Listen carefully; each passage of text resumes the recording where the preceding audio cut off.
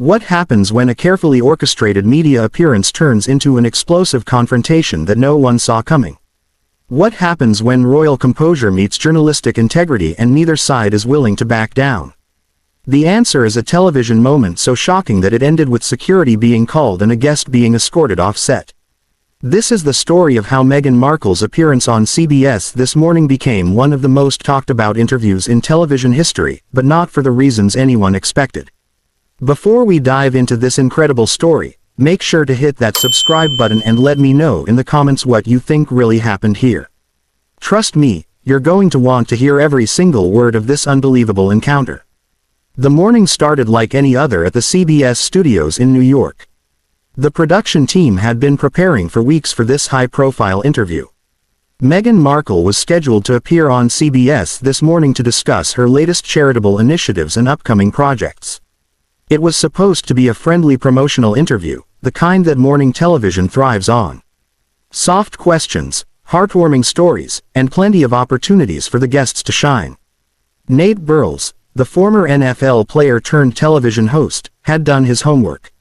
He had prepared a list of questions that would allow Meghan to discuss her work while avoiding any controversial topics. The producers had made it clear that this was meant to be a positive segment, one that would highlight Meghan's philanthropic efforts and give her a platform to connect with the American audience. But from the moment Meghan walked onto the set, something felt different. There was a tension in the air that the cameras couldn't quite capture.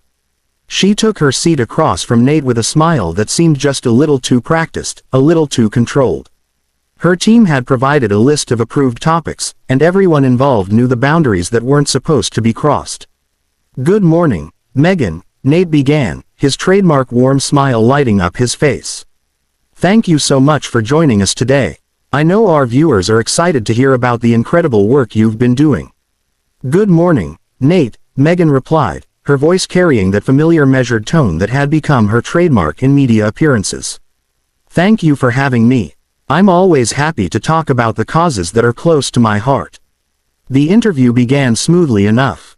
Nate asked about her recent visit to a local food bank, and Meghan launched into a well-rehearsed response about the importance of community service and giving back. She spoke about the volunteers she had met and the families they were helping, painting a picture of compassion and dedication that played perfectly for the morning television audience. "It's so important that we remember," Meghan said, leaning forward slightly, "that behind every statistic, there's a human story. There's a family that's struggling, a child who might not know where their next meal is coming from. When we can connect on that human level, that's when real change happens." Nate nodded along, asking follow-up questions about her foundation's work and future plans. Everything was going according to script. The producers in the control room were pleased. The segment was running smoothly, and it looked like they would have exactly the kind of positive, uplifting content they had hoped for. But then something shifted. Maybe it was the way Meghan's smile flickered for just a moment. Or perhaps it was something in Nate's expression that suggested he had more on his mind than the approved questions. Whatever it was, the carefully controlled atmosphere began to crack. "I have to say," Nate continued, his tone still friendly, but with a subtle edge that hadn't been there before. "It's refreshing to see you focusing on these grassroots efforts. Some people have questioned whether celebrity involvement in charity work is always as authentic as it appears to be." Meghan's posture straightened almost imperceptibly. "I'm sorry, what do you mean by that?"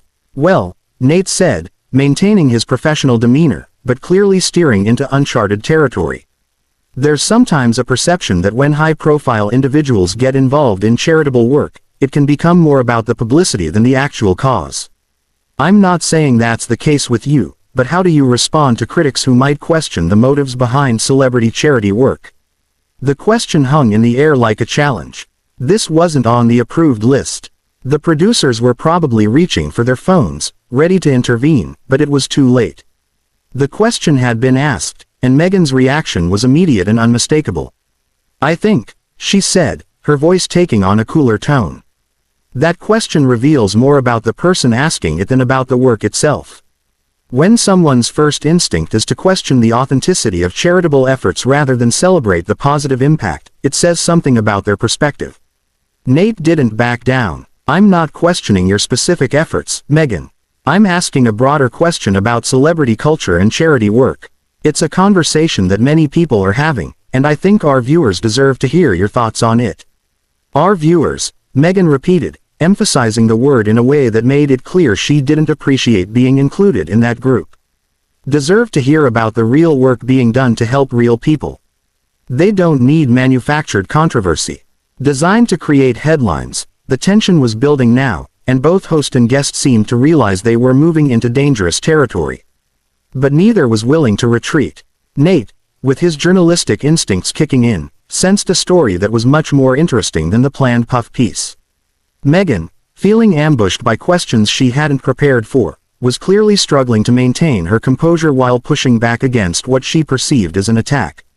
I'm not trying to create controversy, Nate said, his voice remaining steady. I'm trying to have an honest conversation. Isn't that what good journalism is supposed to do? Good journalism, Meghan replied, her smile now completely gone, involves asking questions that serve the public interest, not fishing for sound bites that can be taken out of context and used to create drama where none exists. The interview was spiraling away from its intended purpose, and everyone in the studio could feel it. What had started as a routine promotional appearance was turning into something much more confrontational, and neither participant seemed willing to step back from the precipice they were approaching. The studio atmosphere had become electric with tension. Cameras continued rolling as both Meghan and Nate seemed to forget they were on live television, each determined to make their point. What happened next would go down as one of the most uncomfortable moments in morning television history. Nate leaned back in his chair, clearly not intimidated by Meghan's pushback. I think our viewers are smart enough to distinguish between legitimate journalism and sensationalism. When I ask about the authenticity of celebrity charity work, I'm asking because it's a conversation happening in communities across America. People want to know if the celebrities they see on television truly care about the causes they promote or if it's just another form of brand management. Meghan's eyes flashed with something that looked like genuine anger. Brand management. Are you seriously suggesting that my work with food insecurity, with women's shelters, with educational programs is some kind of calculated marketing strategy? I'm not suggesting anything, Nate replied, his journalistic training evident in how he maintained his composure while pressing forward. I'm asking you directly, how do you respond to people who might view celebrity charity work with skepticism? I respond, Meghan said, her voice rising slightly by pointing out that while we're sitting here debating motivations, there are actual people being helped by actual programs. The families I met yesterday at the food bank don't care about my so-called brand. They care about the meals their children are getting, and that's admirable, Nate said, nodding. But you have to understand that when someone has the platform and resources that you have, people are going to scrutinize how that platform is used. It's not personal. It's just the reality of public life. Meghan's laugh was sharp and humorless. It's not personal. Nothing about public life is more personal than having your motives questioned every time you try to do something positive. Do you think I need the publicity? Do you think I need the platform? I could stay home and live quietly, but I choose to use whatever influence I have to help others. But that choice comes with scrutiny, Nate pressed. And I think it's fair to ask whether the scrutiny ever influences the choices themselves. Whether the knowledge that charitable work generates positive press coverage factors into the decision-making process. The question hit something deep and Meghan's carefully maintained media training began to crack. You know what factors into my decision-making process? The fact that I grew up understanding what it meant to struggle. The fact that I know what it's like to feel powerless. The fact that when you have the ability to help others, you have a responsibility to do so. I respect that, Nate said. But as tone suggested, he wasn't finished. But you also have to acknowledge that your current platform, your current resources, your current ability to help others, all of that comes from your association with the royal family. How do you separate your charitable work from the privilege that position provided? The studio fell silent except for the hum of cameras and equipment. Meghan stared at Nate for a long moment, and everyone watching could see her calculating. Her response when she finally spoke, her voice was ice cold. Are you seriously going to sit there and suggest that any good I might do in the world is somehow invalidated because of my personal relationships? Are you going to reduce every charitable effort, every attempt to make a positive impact? Gossip about my marriage. I'm not reducing anything, Nate replied, clearly aware that he had struck a nerve, but unwilling to back down. I'm asking legitimate questions about how privilege and platform intersect with charitable work. These are conversations that happen in academic circles, in policy discussions, in communities across the country. Academic circles, Meghan repeated mockingly. Policy discussions. Let me tell you what's not academic or theoretical. The woman I met yesterday who hasn't had a full meal in 3 days because she's making sure her kids eat first. The teenager who's aging out of the foster care system with nowhere to go. The immigrant family who's afraid to access services because they're worried about their status. These aren't abstract concepts for me, and I'm not suggesting they are, Nate said, his voice remaining steady despite the increasing hostility across from him. But I am suggesting that when someone with your profile talks about these issues, the conversation inevitably becomes about you as much as it becomes about the issues themselves. How do you navigate that reality? Meghan's composure finally snapped completely. How do I navigate it? I navigate it by trying to focus on the work while people like you insist on making it about everything except the work. I navigate it by answering the same cynical questions over and over again while the actual problems I'm trying to address get lost in the noise. But don't you think, Nate continued, seemingly oblivious to how angry Meghan had become, that addressing those questions directly is part of the responsibility that comes with having a platform? Don't you think transparency about your motivations and methods actually serves the causes you care about? Transparency. Meghan's voice was now clearly audible to everyone in the studio. You want transparency. Here's some transparency for you. I didn't have to come on this show. I didn't have to subject myself to these kinds of questions. I could have stayed home, kept my mouth shut, and avoided having my every move dissected by people who have never done a fraction of the work. They're so eager to criticize the producers in the control room were frantically trying to figure out how to handle the situation. This was live television and their carefully planned segment had turned into something completely unpredictable. But the train wreck was so compelling that no one wanted to cut away. Nate, perhaps sensing that he had pushed too far but unable to resist pushing just a little further, asked the question that would ultimately end the interview. So why did you come on the show, Meghan? If these questions are so unreasonable, if this scrutiny is so unfair, why subject yourself to it? Meghan stood up abruptly, her chair scraping loudly against the floor. You know what, Nate, that's a great question. Why did I come on this show? Why did I think that maybe, just maybe, I could have a conversation about important issues without having to defend my right to care about them? I'm not questioning your right to care, Nate said, also standing now, clearly realizing that the interview was spiraling completely out of control. I'm asking legitimate journalistic questions. Legitimate journalistic questions, Meghan repeated, her voice dripping with disdain.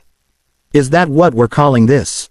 Because from where I'm sitting, it looks a lot like the same tired playbook of trying to tear down anyone who tries to do something positive. The confrontation had reached a boiling point, and everyone in the studio knew they were witnessing something unprecedented. The carefully orchestrated world of morning television had given way to raw, unfiltered conflict, and neither participant seemed capable of finding a way back to civility. The studio had become a battlefield of words, and what happened next shocked everyone present.